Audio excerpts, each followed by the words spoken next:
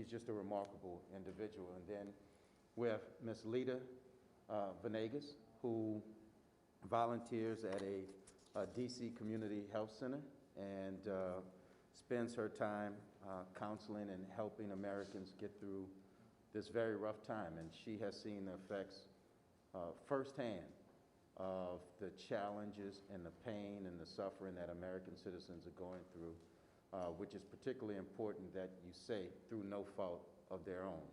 And with that, Mr. President, I'm going to turn it back over to I'll turn it over to Ms. Williams so that she can tell us about what she thinks about the American Rescue Plan.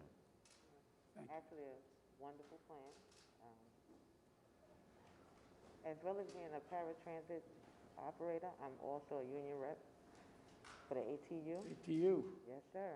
And, just hearing the things that, my coworkers go through is devastating.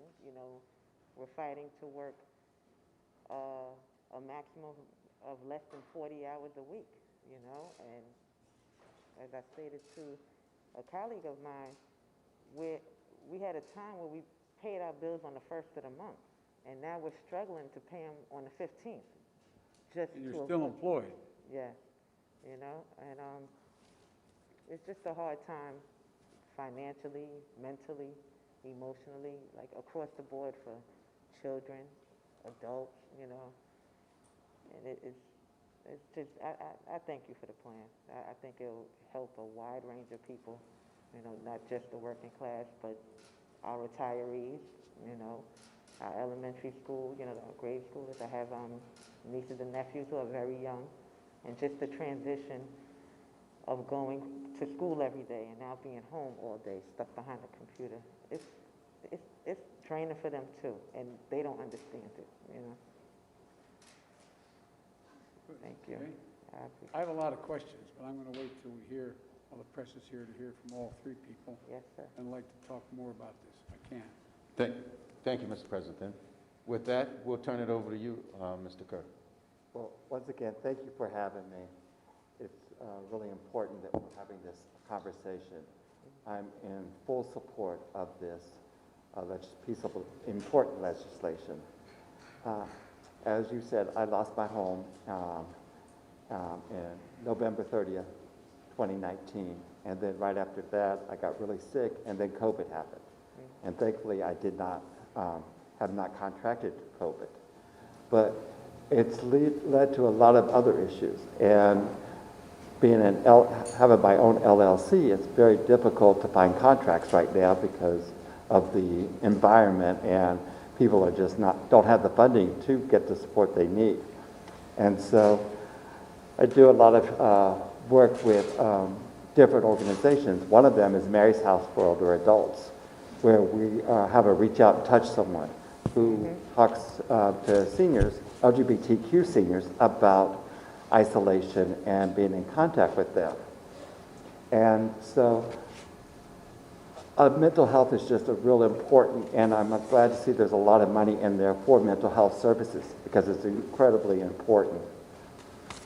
And at the same time, my community, the LGBTQ community, is under attack on a constant basis.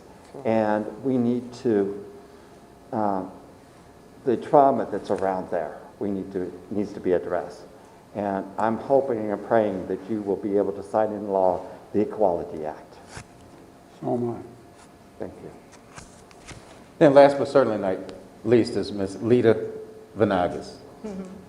Well, first of all, thank you so much.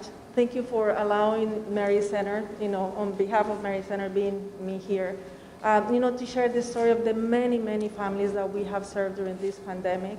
For those of you who don't know Mary Center, we're a community health center. We're a federally qualified health center, and we serve over 60,000 families in the DC region. So we have been in service for 33 years. I've been with Mary Center for 19 years. And I guess we've seen it all, especially during this pandemic. The beauty of Mary Center, the way I said, is that we have this unique model, Mr. President, that really tackles all the issues of our families. It's not only medical. We provide social services, behavioral health, educational services. So that's the way that we have been able to support our families and move them back up to the economic ladder, especially during this time. It's interesting, I was checking, and I think, if not mistaken, a year ago today is when the first case of COVID came to Maryland, right? And 2 days later in DC. Since day one, Mary Center has been on the front lines in the response and recovery process. So far, we have done more than 20,000 COVID tests. A lot of them, unfortunately, have been positive. We serve about, from our 60,000 participants, we serve around 70% of them are Latino. And, minorities have been very impacted. Yeah. And so we received the vaccine back in December. We have vaccinated around 1,200 individuals.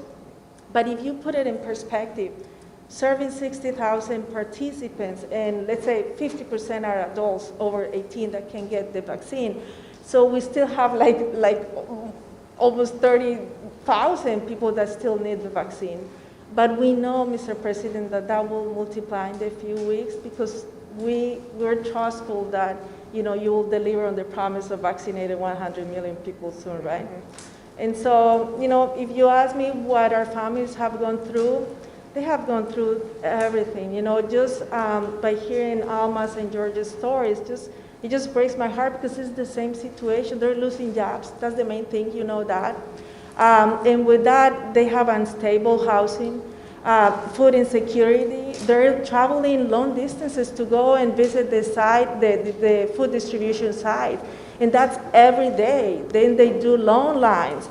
And next day, they have to do the same. And so it's been hard, and because they haven't been able to pay rent, now they're moving with other people to live together. And so they're sleeping on couches, on the floor.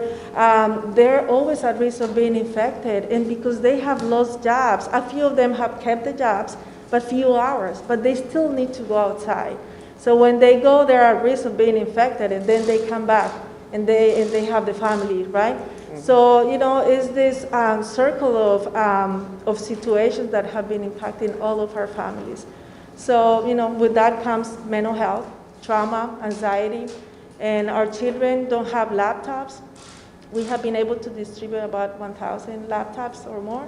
But, if they have one laptop, but they have 3 children, how can they all be in school on the same day? So they have to choose.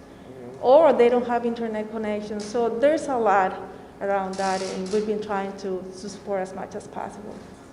Well, thank you for all of you for what you do.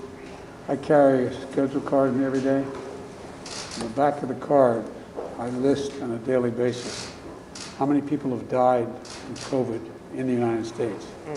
As of the day, 517,224, not over 500,000. 517,224. And we will meet the 100 million shots. We're up to 82,572,848 shots. We're going to get this done. So I'm going to ask some questions now. The press is going to leave, and I'm going to